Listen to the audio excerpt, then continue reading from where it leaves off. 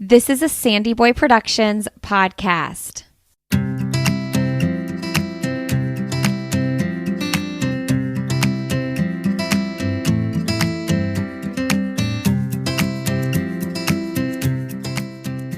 Welcome to the Urban Pharmacy Podcast, where we help women remove the overwhelm of living their most holistic life.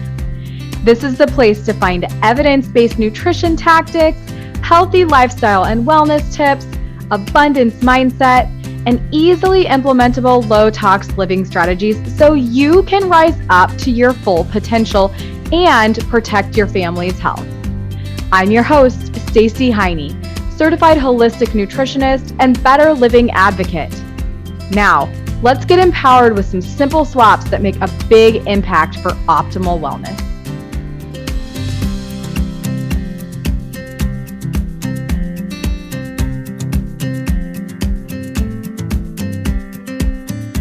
Welcome to episode 6 of the Urban Pharmacy Podcast. Today is my friend, Dr. Jonar de Guzman, a board-certified physician in internal medicine with lifestyle medicine certification, currently practicing as a hospitalist in Los Angeles, California.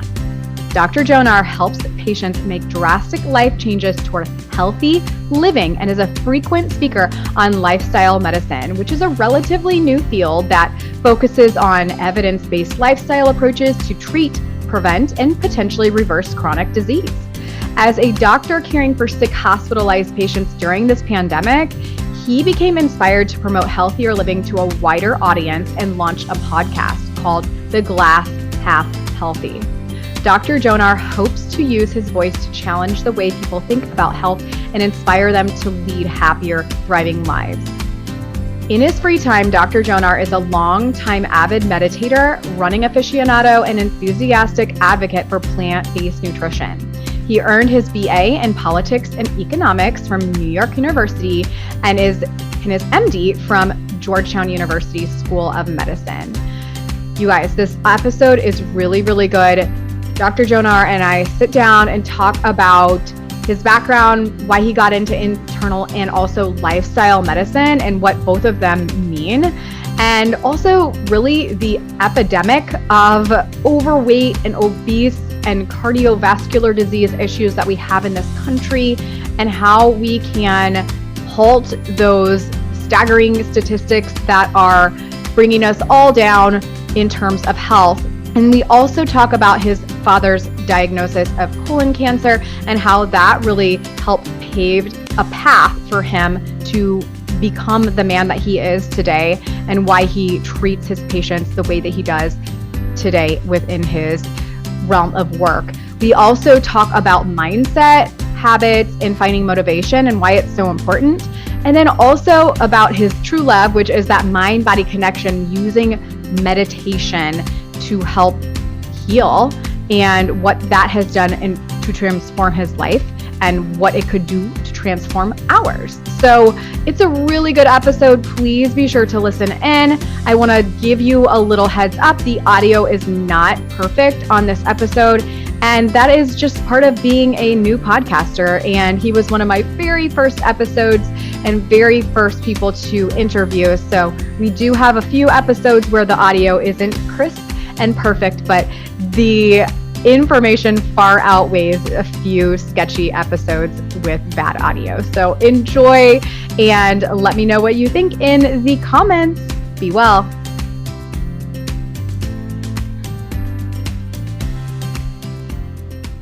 Okay, welcome, Dr. Jonar. I'm so excited to have you here. Thank you for giving me the California vibes as you're living in California. I'm here in Indiana. It's so cold here, but I just love talking to you because you have that California vibe right now. So anyways, I want to dig in. I want to know about you and your background. So I have a few questions regarding that. So tell me a little bit about your background and why you decided to get into internal medicine. What exactly does internal medicine mean? And why should someone want to seek out a doctor who specializes in internal medicine? Yeah, no problem. First and foremost, thanks for having me on the show, and I really appreciate it. And I'm really excited for your podcast. Congrats on launching, by the way. And Thank you so, so much. yeah, of course, of course. So my name is Dr. Jonar. So as you eloquently put, I'm an internal medicine physician. And, actually going all the way back, I didn't even want to be a doctor to begin with. I was actually in international politics and economics. I wanted to go into international affairs. But back in 2000, early 2000s, my dad was diagnosed with colorectal cancer. That was kind of the inspiration behind going into medicine. And speaking specifically about internal medicine, so there's all these different specialties in medicine. There's surgery, there's OBGYN, there's pediatrics. So internal medicine is kind of one of the primary care tracks. And, it focuses specifically on adult medicine. So patients kind of like over the age of 18 and above, and all different types of problems and issues. And the reason why I chose this specialty is because I have a lot of different interests in many, many things. Like I said, like I initially wanted to go into international affairs. So I feel like I have a very global view and global perspective. Like that's kind of like what I love and am drawn to. And so I think internal medicine is able to encompass that for me. So, if you're an adult, over the age of 18, 21 or higher, you would seek out one of us to help take care of you. Now, there's many different facets of internal medicine.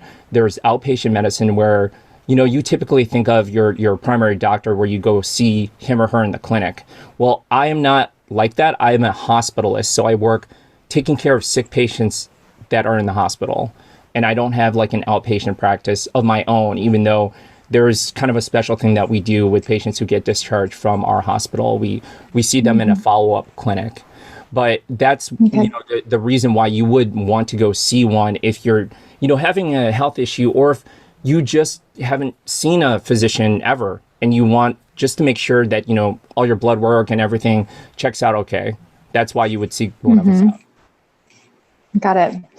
Okay, so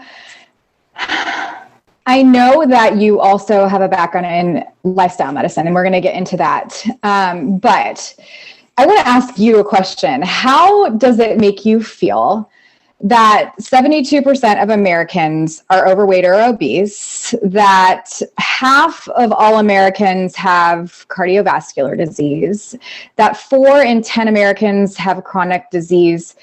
Tell me about lifestyle medicine. Are these stats part of why you decided to expand your education into this field?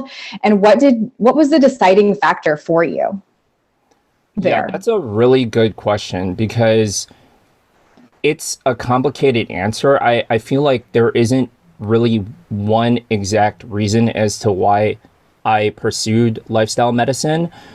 But, I think it stems back all the way to, when my dad was sick with colorectal cancer, he ended up passing away.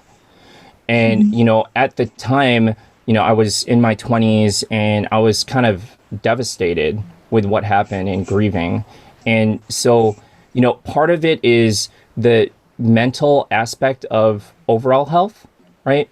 Being able to, kind of figure out how to, get over something as serious as a loved one passing away. And so part of it for me was kind of, just trying to get to know my own mental psyche and my thought processes. I started getting really heavy into learning different ways of dealing with stress. So I ended up, starting meditation. And, I mentioned this before, I was in international affairs and politics. So I actually lived in different countries around the world. I lived in Japan for a number of months. And this was when I was still in high school, senior in high school. We went to a Buddhist temple and they took us through a guided meditation. I think at the time I was really intrigued, but my mind wasn't ready for that moment. And after my dad passed away, I think that I was mentally prepared for doing something along those lines. And that really carried me throughout life, even to this point here. And I'm not going to say, it was a tremendous, like, easy experience. It was very tough, and it has gotten me through, that grieving process, and also in med school, through residency. I recently lost my mom, and even working as a hospitalist, caring for sick coronavirus patients during this pandemic. And so I think where that also ties into play with what you mentioned about chronic disease, I think that, with all the chronic disease that we see in the hospital, it is astounding. And, each year we see more and more patients coming in with pretty much the same issues that stem from these chronic diseases. And coronavirus is no different. Most of the severe coronavirus infections we do see are stemming from at least one chronic disease, if not more. They're high risk factors for developing severe coronavirus infections and possibly even death. And so I think going through my whole, med school and residency and physician training really compelled me to decide on lifestyle medicine. And, like I said, there wasn't one specific thing. I think it started with my dad, through my own struggles as a person, but also as a physician as well, seeing so many people suffering from these chronic diseases. And, I am no different. I suffered from being overweight and obese in residency. And, I caught myself and I was like, I'm almost 40 pounds overweight, and I'm telling patients to, eat healthier. Like, how hypocritical is that? I am asking other people to take care of themselves when I'm not even taking care of my own self. And so I think that really kind of sparked down the path of eating healthier. I tried the ketogenic diet for a while. It helped a little bit, but I had a lot of like mental brain fog. And then one of my friends from med school gave me the book, How Not to Die by Dr. Michael Greger. And that was kind of the turning point of discovering the power of plant-based nutrition. Whoever is out there listening to this podcast, this book, How Not to Die, talks about chronic disease and the causes behind it from a nutrition standpoint, the standard American diet, right? And, he goes through the different chronic diseases, but, he also offers solutions, which is a mostly whole food, plant-based nutrition. And so I tried doing it for myself, and it worked. And I was like, this is incredible. Why did we not learn this in medical school? And to no one's fault, not my fault, not any of the physicians who got trained in medical school, they don't focus on nutrition enough. And so it got me down this path of like, okay, I have this like desire to learn more. If I didn't learn that in med school, what else am I missing out on? And so then I started listening to podcasts. One of them was called is called the Rich Roll Podcast. I'm sure you're very well familiar with that one. What an amazing podcast, right? An amazing goals. Oh my gosh, just incredible. He's an amazing human. Yes. Amazing human. He's got great guests. He's a great podcaster. On the show, he had Dr. Dean Ornish, who, he's like one of the godfathers of lifestyle medicine. Yeah. A book called Undo It, which is basically lifestyle medicine in a nutshell. And so after hearing his episode, I picked up the book, I read it, I'm like, this is exactly, who I am, what I'm about as a person and as a physician. So I ended up getting my lifestyle medicine training, got board certified, and, here I am. And that, it took, a number of years, but, honestly, I think it was better not just for myself, but for my patients. I try to spread the word whenever I can, as you know very well, like I have my own podcast. Like my goal is to just get the word out that, our health is so much more than just taking medicines and getting procedures done. And, again, this is what I do for a living. I am not knocking the conventional medical model. Like, I have a job because patients come in very sick, and sometimes it has nothing to do with chronic disease. Sometimes it's they come in with, their arm broken or their leg broken. So we admit them, they get surgery by an orthopedic surgeon, and, that's that. But the other stuff, yes, being able to treat acute illnesses is super important, but we have to ask ourselves what leads to this point of the acute illness happening. A lot of times it stems from this chronic disease. We have to look deeper at the root underlying cause. And so for me, that is what's truly important and powerful. Like, I've been able to implement this in my own practice. As I mentioned early on, we have our own follow-up clinic. So when we get patients to better health, we discharge from the hospital and we have them follow up in our clinic. And I'm telling you, it's crazy to see these transformation stories happening in real time and seeing the patient's face just light up with joy.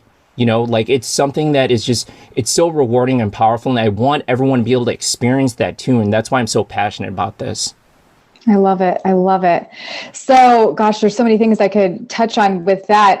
I do know that you did used to be, just based on your story from your podcast intro, you did used to be overweight, and now you're back at your high school weight, which is amazing. And it's crazy. Well, I tell my husband that, like, he's continually lost weight over the years, going along this path with me. And it hasn't been until just the last few years that he got more serious about it. Working a corporate job, he is influenced a lot by going out to eat and stuff like that, and making different choices than he would at home. And since COVID hit, that his weight just kind of melted off. And I'm like, you can keep going. And I'm like, we can get you back to an actually healthy weight, like your high school weight. And it's just funny when you said, I'm back at my high school weight. And I think that, like, men and women, just when it comes to weight, like, they think that just because they hit a certain age that they have to start gaining weight. And no, actually we stopped growing like around, high school years. And when we're like 18, 19, and that's where we should be. Right. So it's a really ideal situation. So congratulations on that. That's amazing. And I want to go back to your dad, and you were talking about how you do feel that your lifestyle medicine education has given you a little bit of a change of patient treatment, perhaps. So how do you think that your dad's diagnosis of colon cancer, how do you feel that has impacted your way that you do treat your patients and just kind of approach care in general? It's, I think a lot of it stems back to, what he went through, in colon cancer. And surprisingly enough, this current month we're in is Colon Cancer Awareness Month. Okay. And so what I try to do is, channel what happened with my dad, as I learn more and more about what nutrition does to the body, and over time what types of diseases you can see, and the gamut of diseases, like you mentioned, obesity, heart disease, diabetes, including cancer, and specifically colon cancer. He ate a lot of processed red meat. And a lot of people don't know this, and there's even some people in the medical field that don't. Processed red meat is considered by the World Health Organization as a class 1 carcinogen, meaning over time, repeated exposure can lead to colon cancer. And, that was what I grew up eating, because that's what my dad grew up eating. And, we grew up in Chicago, so right next door to Indiana. We grew up in the good old state of Illinois. Hot dogs, Giordano's pizza, all the fast food that you can want, and they have it over there. And that's what I grew up on, and he eat that too. And I think over time, seeing him go through what he went through, having had symptoms for a number of years, not getting treated, and then finally succumbing from the disease, I always channel that when I see patients who are suffering from similar disease processes. It doesn't have to be colon cancer. It's analogous to, someone having diabetes because they're eating a lot of animal products. And over time, it wreaks havoc on the body. You start having infections of the hands and the feet, potentially limbs getting amputated. It's devastating for people. And so what I try to do is dig back to, the point of, why is this happening, and what you want to do with your own health. You were a guest on my podcast. We talked a lot about it. You mentioned the why, the purpose behind what you want to do. And so that's another thing I always posit with patients. I always ask them, who are you doing this for? Why do you want to get healthier? Are you doing it for yourself? Are you doing it for your family, your kids? Like, everyone has a different reason, has a different why, right? But you got to find that, because once you do, I'm telling you, that will motivate you to kingdom come. You will be able to do anything you want by that why. And so I think those two things really drive how I approach every patient when, I see them in the hospital and I take care of them.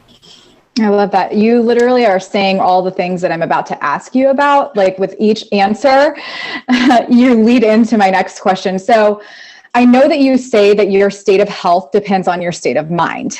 And I could not agree more. And that is why I teach my clients and people that I just come in contact with on a daily basis that they have to understand the power of mindsets, habits, and finding their motivation and their why. So that is something that you obviously do talk to your patients about. Yes. I do very much. Yeah. And, people in the medical field, they're like, well, you're a hospitalist, so you don't see patients outside of you're not like a clinic doctor. You don't see, but I do see them. I see them in our discharge clinic after we discharge them. And so I start the conversation right away.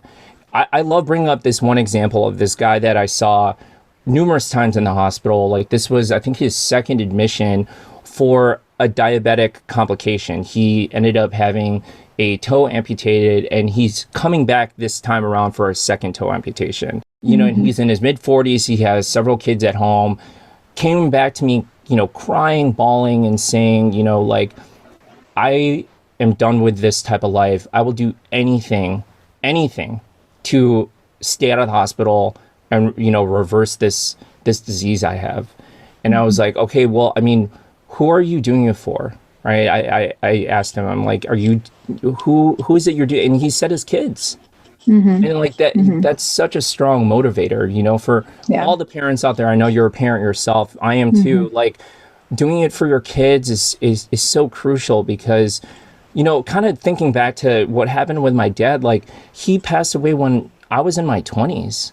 Like, I don't want that same thing to happen to my son when, when he's in his 20s or even beyond. Like, I want to still be able to live a vibrant life. So going back to this patient, I told him that. I'm like, if you want to be around for your kids, do it for your kids. It will help you through each day to make the right choices. And so he said, okay, well, let's do it. So I put him on a plant-based diet in our hospital. I am very fortunate to work in a very, very, kind of accepting and open hospital. Like, they have diets for all different types. So they have plant-based diets for patients that want it. So we put him on one. Yeah, that's amazing. We put him on one. He's on insulin, not that high, but he's on long-acting insulin. Within a day, we had to cut down his insulin to super minimum levels because his blood sugar dropped dramatically. And I saw him the next morning. He was like, "Whoa, you weren't lying." And I was like, "Yeah, I'm telling you, this works. You just have to stick to it." So we kept him on that for a couple days. Then, we discharged him. Then I saw him in the clinic a couple times. We were able to get him off of that insulin. Opening up the cell floodgates to let that sugar in. Yeah. And, I love it. And I really, it's not much that I'm doing. The doing is the patient. It's you. You're making the choice. I'm just pointing you in the direction. It's up to you to choose which way to go.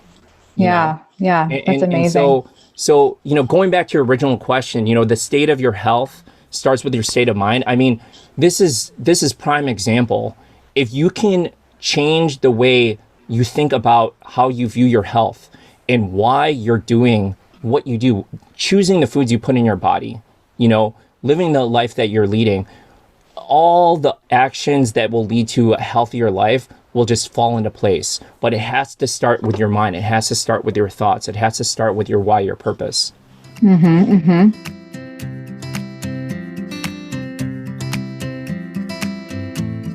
Hey friend, before we get too far into this episode, I want to be sure you know about how the environment plays a role on your overall health.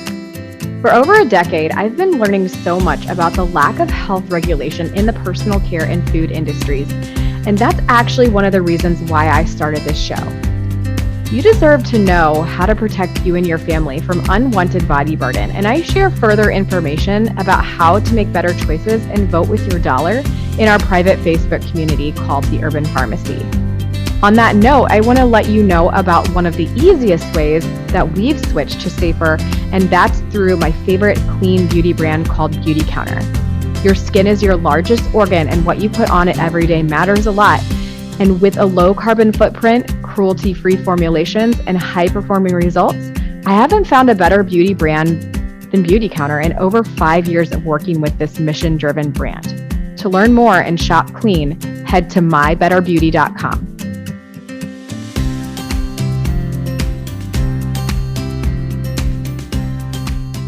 So let's dig in a little bit more to that.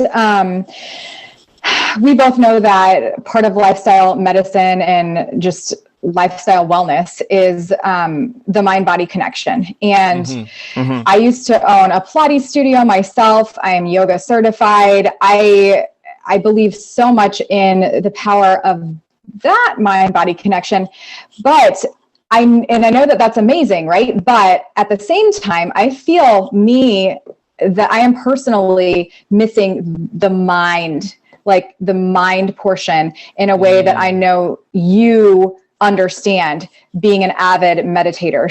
So can you tell me about how you got into mind-body medicine? And I mean, You were telling us about your visit to Japan, and was that where it started? Yeah, I would say that has its roots back when I was in high school. And, part of the reason why I brought that up at the beginning is because I think if I didn't, have those experiences up front with working with my own mind and doing meditation, I don't think it would have led me to this point in time. Because, taking it back to what we just said, the discussion about, your state of health starts with your state of mind. It really all stems from the mind and the brain, right? And so I started just devouring meditation, mindfulness, Buddhism books back in 2004. And so my own meditation practice, I would say I'm self-taught. I kind of pick and choose different schools of thought that really spoke to me. And, one of them is this guy, his name is Dr. Jon Kabat-Zinn, and he's this doctor out of UMass. In the late 90s, he started something called the Mindfulness-Based Stress Reduction Program, MBSR. And so the whole mind-body project and all of the studies that they've done on his patients are kind of like the backbone of, why mindfulness has credence in actual medical science, because they studied all different types of patients. And this is probably the most widely studied program on the effects of how the mind has on the body. And, I'll get to that in a little bit, but I guess stemming back to what I was talking about with my own experience when, I was dealing with the grieving of my dad's passing, it really got me through that tough time. And I think at the very least, what it can do for any one person out there is it can allow you a view into your own mind without any judgments, without any kind of labels on things. So going back to Dr. Jon Kabat-Zinn, he defines mindfulness as basically awareness of the present moment without judgment. That's the crux of the definition of it. And so, I took that with me through medical school, and medical school was not an easy feat for me. I struggled big time. And that's actually where I stumbled upon mindfulness more so in detail from like a mind-body perspective. So we have a mind-body medicine program at my med school, and the woman who is, the head of it, I ended up becoming very close with, because I had so much struggles, and I leaned on that and on her support. And her name is Nancy Harasdik. If you're out there listening, Nancy, I love you so much. She has really, she opened my eyes to sticking with it through even those tough times. And I saw the power of it because, like I mentioned, I was still struggling with my dad's grieving when I was in med school. I think that was a big part of the reason why I struggled. But med school itself is very hard. You're spending all this time studying, and the stress and the pressure totally mounts. And, I was in a relationship, long distance, that ended up in a breakup. And so there's all these things that I ended up just doing poorly. And so I got back on the road to recovery by spending time in those mind-body medicine classes and really, honing my meditation practice. And, it got me through residency. As I mentioned, it got me through, tough times with my mom being sick. I mentioned she recently passed away. And even as a physician in LA at one of the epicenters, for coronavirus, caring for patients who, were, a lot of times just super sick and would just pass away. And so I think that being able to harness the mind is so important for the body, because a lot of what we see in the hospital and also in the clinics, a lot of it stems from stress.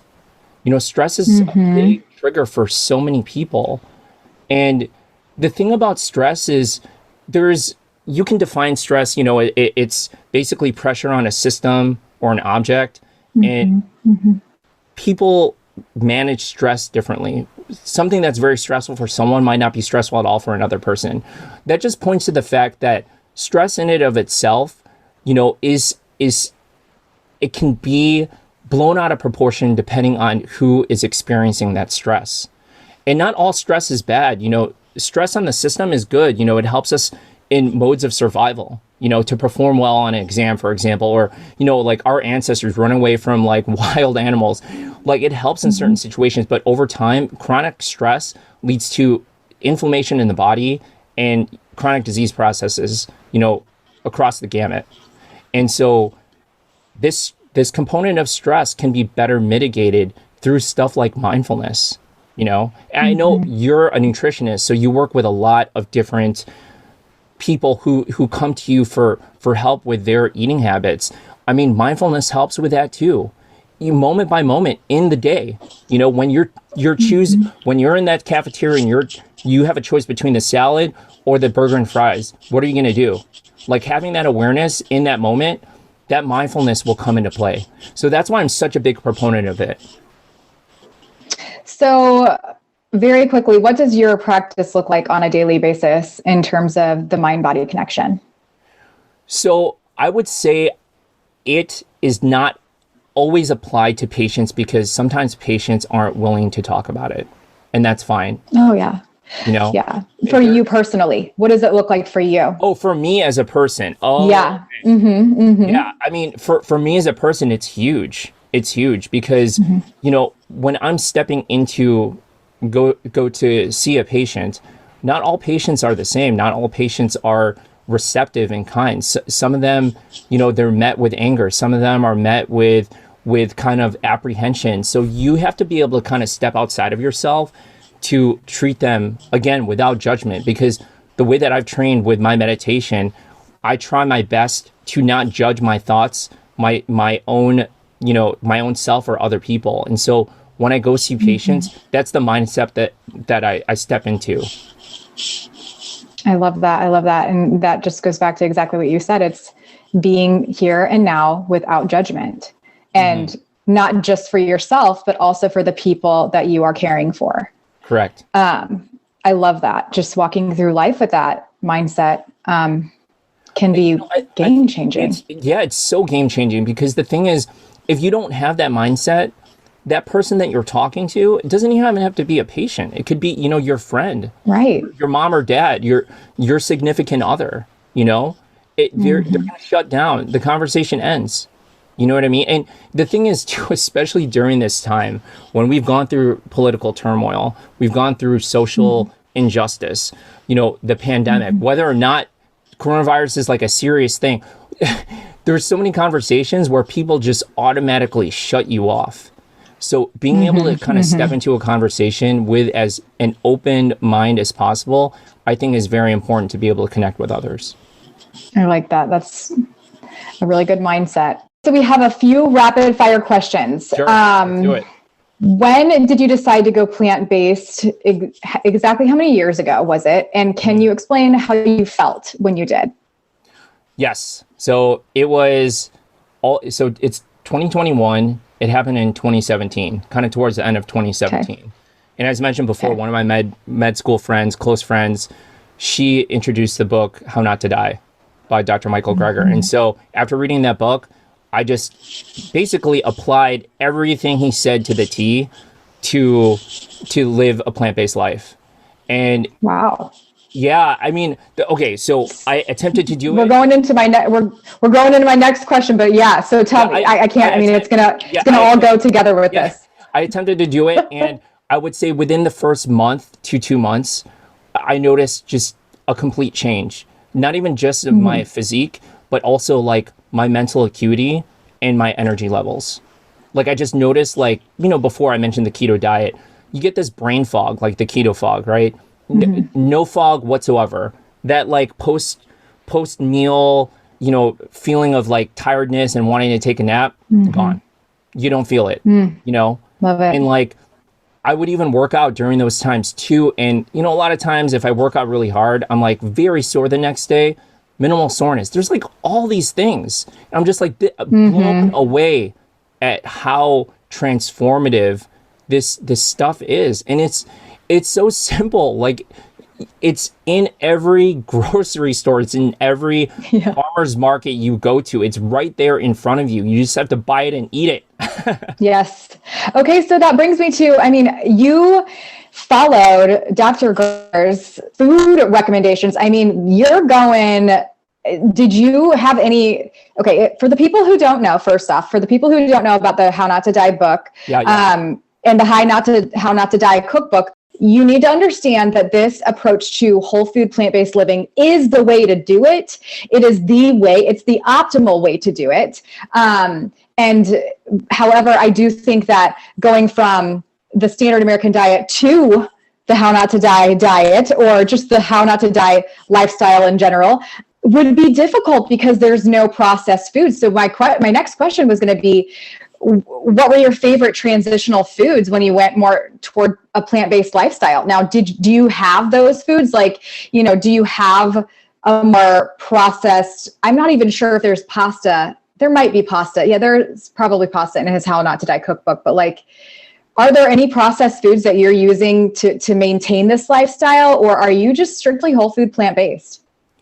Okay, I would say I'm not strictly whole food plant-based. I'm mostly whole food plant-based. But I think that like, it's kind of in the context too of like who you're living with also. Like, I have a wife, we have a kid. So there has to be some compromises because otherwise no one's going to eat in the house. But the thing I would say is that you have to kind of figure out the type of person you are and whether or not you can just, go full throttle versus a stepwise approach to, easing into it. Because I think for the majority of people, it probably works better if you just ease into it. I know with the type of person I am, I can't just ease into it because I'll slip back easily to the prior way of eating. And so for me, and to, answer your question, there are processed foods we still have in the house and we eat. And you mentioned the main one, it's pasta. Yeah, we do too. It's good. It's good. And the thing is, like with toddlers and kids too, if they're going to be eating vegetables, but they're not going to eat it without carbs. I mean, the processed carbs, that's okay. Like having them eat their vegetables at the end of the day, it is a win, even if that means them eating some processed carbs, because the alternative is they don't eat any vegetables at all. They're still eating the processed carbs. You know what I mean? Right. So right. if you're going to choose one, choose the one where it includes plants, For sure. I love that. So, all right, Dr. Jonar, here we go. What do you feel your mission in life is? This is a loaded one. Oh my gosh. Yeah, it is. Oh man. I would say that my mission in life is to be a better person than I was yesterday. And, a better person than I was a year ago, 5 years ago, 10 years ago. And at the same time, too, being able to positively affect people, to lead healthier lives, whatever that might mean for any one person. Like, I feel like my mission on this planet is to do that, because I don't want people to suffer like my dad did, and have people that love him, like myself and all of our family, suffer along with that whole journey. And so, I want to just impart that people have a choice over their health. It's not something that's predestined. We do have genes. We're predisposed to certain diseases, but that doesn't mean that we should end up that way. Right. You have so much more power over your life and your health than you realize. And I think that's part of my mission too, is just being able to help people realize that they have the power to make, better changes for their health and their life. I love that. It's awesome. It's good. It's so good. Okay. So 2 more questions, and we're going to ask where we can find you. So what is your definition of health? Yes. So my own definition of health is everything you do on a daily basis. So like from the moment you wake up, and all the thoughts that come in for any of the things you do throughout the day, the food you put into your body that nourishes you, what you do in terms of physical activity, and this isn't just talking about going to the gym, but just like moving your body, right? How you treat others, right? Your relationship with others, how meaningful it is to you, how you treat yourself. Like, are you compassionate towards yourself? Are you giving yourself enough grace? All of these things comprise of our health, including when you go to bed, your sleep. Like, sleep is also such a big component, because like a lot of times I feel like in our modern day society, it's one or the other. It's either nutrition or it's exercise, or maybe a combination of the both. I would say it is, those 2 things are important, but all of the aspects of your life on a day-to-day basis comprise of your overall health. That's what health means to me. Yes. Overall. I love that. And okay. So before I ask you my last question, Sure. That I ask every guest, I want to know where we can find you so that we can learn more from you and just stay connected. For sure. So 2 ways you can connect with me. I'm probably most active on Instagram. So you can find me at Dr. Jonar MD, DRJONAR MD. And, I'm pretty active on there. I also have a podcast called The Glass Half Healthy. And, we've referenced it many times throughout this episode, but it is available on Apple Podcast. And my whole mission, kind of like my mission in life, is to get people rethinking the way they think about health and inspiring them to lead happier, healthier lives. That's it. That's the crux of it. You're going to be on the show. You're a guest. You guys should listen to her. She's going to be amazing. Oh, thanks. It's an amazing podcast. I love it. You guys should really tune into it. Okay. So the last question that I ask all guests is, what does living a holistic life mean to you? And, this might be kind of coincide with your definition of health, but what does holistic living mean to you? Yeah. So I think holistic living means feeling whole, and I don't feel whole when I am not meditating every day. I don't feel whole when I'm not moving my body every day. I don't feel whole when I'm like not treating my body well with the foods I put in it. So if there's any one component missing, or like even sleep too, sleep's a big thing. Actually, that's my number one priority. My health goal for like this year is get better sleep. If I'm not doing any one of those things, I don't feel whole. So to answer your question, that's what like holistic living means to me. Being able to optimize and maximize each of those aspects of my health to live a holistic life. I love it. All right. That is it. Thank you, Jonar, for being on. You are amazing. We cannot wait to stay in touch with you. And until next time, be well. For sure. And I wanted to thank you so much again for being on this podcast. You know, I wish you luck and congrats again. I love that you're doing this. I love the work you do. So please, everyone, continue listening to her and check her out also on her Instagram page, which I'm such a big fan of, Urban Pharmacy. Oh, thanks. All the plants, all the things. Holistic living is so loaded, and it's an ongoing thing. So I'm so thankful you were on as the guest. For sure. Thank you so much. Thanks.